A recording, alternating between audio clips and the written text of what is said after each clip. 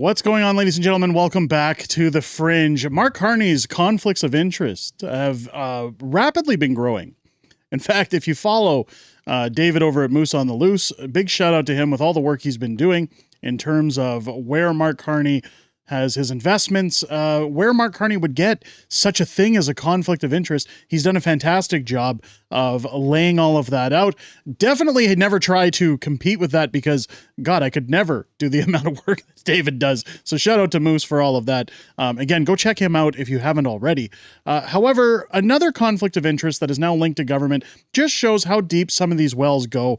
And, well, the pigs at the trough that stand to benefit off of Canadian taxpayers. In fact, nothing has changed since Trudeau. Nothing will change. I say things are about to get worse. Again, people should be asking, to what extent does the government corruption end? Where does it finish? Where does it wrap up? We're going to get to all that. But before we get into that, I need to talk about an amazing platform I use that helped me find this story today. And that's one that I'm excited to talk about is Ground News. The media used to be trusted, and most people used to be on the same page or at least be able to respectfully disagree. So what went wrong? Well, to answer that, let me know if this sounds familiar. You're scrolling through social media and you see a news story with this rather inflammatory caption. The story seems important, but you're not familiar with the source or how credible it is. You then skim through the comment section quickly to find it's no help to you, and you leave more confused than you were before and give up not knowing what to trust. Instead, let's read the story on Ground News, a website and app developed to give readers an easier way to be well-informed without the chaos as a news comparison platform. They gather articles from every source reporting on a given story so that you can compare coverage and see which angles get emphasized or ignored, helping you see every side of every story.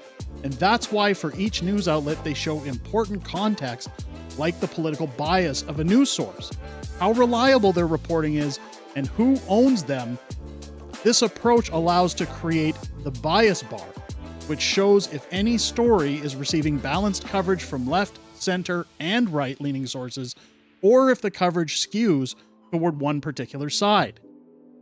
The blind spot feed lets you take back control, showing you stories from both the left and right so you can walk a mile in someone else's news and adopt a more balanced news diet.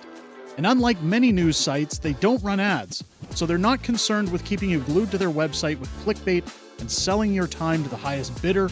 Instead, they ask readers to subscribe to support their work to get unlimited access to features like the blind spot, feed ownership, info factuality ratings, and more. So join their community of well-informed subscribers from across the world and the political spectrum and get 40% off unlimited access to the best features with Advantage subscriptions. Then you can navigate whatever comes next with confidence that you're seeing the full story for every story. Visit the link in the description or on screen during the video to claim your discount. Now, just a reminder, folks, go check out Ground News. Get your 40% off. Again, we're going to be talking about more stories coming from Ground News. Get your 40% off right now at groundnews.com/fringe. They're an amazing company. They've backed up this channel incredibly. I can't say enough good things about them. I love the product, and that's the reason I'm using it. And that's why I think you guys will enjoy it as well. We see here, I found this after finding the article. Blacklock's reporter saying, Mark Carney won't disclose compensation to PEI bridge operator under new toll schedule. The husband of Anita Anand, who was also the director of investors that held a 34% stake in the toll bridge operations. Well, what are we talking about? Well, here's the article in question, folks, coming from Rebel News. Liberal minister's husband manages a 34% stake in toll operators for Confederation Bridge. We know that in PEI, they've talked about reducing the tolls to massive subsidies. Well, look who's going to benefit from those subsidies. Well, it's a Liberal MP. One of the most woke Liberal MPs of all time. The PMO would not reveal the taxpayer cost of compensating Straight Crossing Development Inc. for reduced tolls. And now you can actually see the website here. I don't see her husband listed, but again, they don't really have the board listed or those who are in charge of their stakes. Prime Minister Mark Carney announced a reduced Confederation Bridge toll yesterday without disclosing new subsidies for operator Strait Crossing Development, Inc., 34% owned by a group managed by Minister Anita Anand's spouse. This is big, Carney said, announcing a reduction in car and pickup tolls from $50.25 to $20 effective August 1st. There's other things coming into effect August 1st people might not know about. Well, it's tariffs. That's right. You know, the one thing Mark Carney doesn't want to handle. In August 2021, the Department of Transport approved a $2.87 million pandemic grant for private shareholders in the taxpayer-owned bridge. The Prime Minister's office would not reveal the taxpayer cost of compensating Strait Crossing Development, Inc. for reduced tolls, according to Blacklock's a 2016 budget office report estimated the bridge's operator net margin on annual operations is at 54%. Again, I found the tweet based off of Rebel News here. Under a 35-year contract set to expire in 2032, the Department of Transport guaranteed the operations of the Confederation Bridge a minimum of $13.9 million annually in toll revenues. This agreement also included additional yearly subsidies indexed to 3/4 of the inflation rate. Her husband. Like, how are either of these people not in jail at this point? At the very least, how are they not removed from office? Like, 15 years ago in the Harper era or any other era before that in prime ministers, these guys would have been blown out of the water, removed from jobs, stepping down, on trial. What are we doing as a country? And like, we just sit here and put up with this. It says here by 2014, these subsidies had totaled $951 million, with taxpayers projected to pay a minimum of $1.28 billion by 2032, all to, again, line the pockets of pigs at a trough, at which point the bridge will become publicly owned. A 1998 QP analysis argued that the bridge agreement was a risk-free deal for private investors, as the private sector's risk was lower than the federal government's, which would take ownership of the bridge in 35 years. Critics also predicted the bridge might require costly taxpayer-funded repairs within that time frame. Well, of course it will. So does the taxpayers have to manage it, not Mark Carney.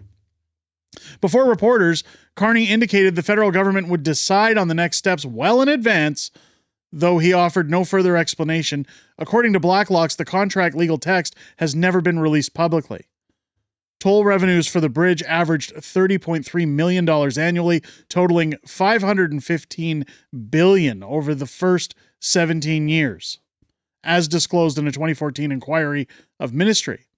The only disclosure of confidential terms, by the way. Independent estimates put costs at roughly $17 million yearly. Department of Transport refused to comment on the latest subsidy. Well, of course not. Just, we're doing something we shouldn't be doing? Oh, no comment. On May 11th, 21, Minister Anand recused herself from discussions and decisions regarding ferry services. It doesn't matter if you recuse yourself. Your husband's in charge of their stock. Like, I'm so sick of this loophole. And we see this with Mark Carney all the time. Well, I have a blind trust. I don't have any position on the stocks that are affected. But you're doing things that affect your shareholders with Brookfield. Like, you can say, well, I don't have my eyes on my blind trust. You know where your investments are. Anita Anand knew what was going on here. She's not stupid. I mean, questionable, but you know what I mean. This was due to potential implications for Confederation Bridge, which falls under conflict of interest screen as per the Act. I don't think any politician should be allowed to have anything to do with this stuff. I don't care if it's conflict of interest. Well, I just wasn't around, but you still know what's happening. If you're going to tell me Anita Anand does not go home and discuss with her husband, hey, now's a good time to buy these stocks, give me a break.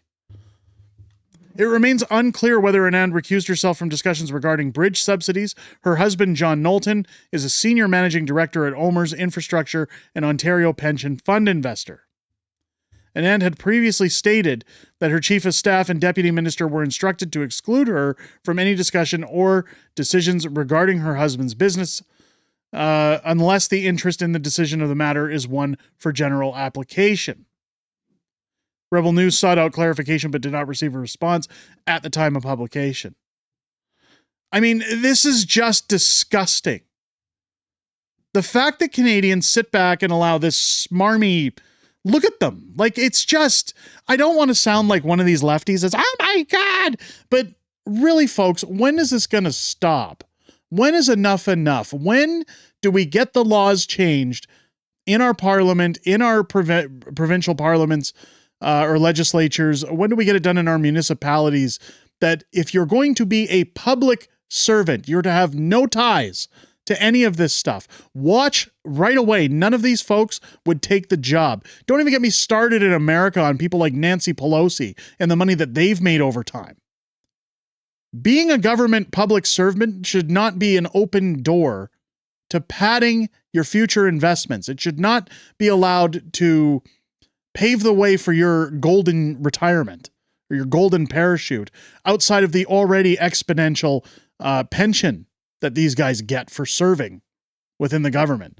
Something's got to change. Let me know what you think it is down below in the comments. If it's your first time here, I hope this video has earned your subscription. Make sure as you hit that button, again, leave a thumbs up, a comment down below. It helps push this video out past YouTube censorship. They don't like it when we talk about Mark Carney, so anything you guys can do that's free to do so, please help out where you can. Go over to Ground News, show them some love. Get in on the 40% off their highest tier plan. It's absolutely amazing. I only, again, bring on sponsors that I agree with the product. I think it's a fantastic website that they run over there. I think you would really enjoy it. It's how I get my stories. Join me live on the channel each Wednesday and Friday for Unhinged Fringe on Wednesdays, Friday Night Fringe on Fridays at 6 p.m. Pacific, 8 p.m. Central every week as we sit down with multiple co-hosts discussing the future of Canada, the future of politics, as we hear what you guys have to say outside of making these videos. I always look forward to chatting with you guys outside of making these videos, but I most importantly look forward to chatting with you again this upcoming Wednesday at 6 p.m. Pacific, 8 p.m. Central, same time Fridays here on the channel. With that said, ladies and gentlemen, I hope you enjoyed this video. I hope you have a great rest of your day. I'll catch you on the next one.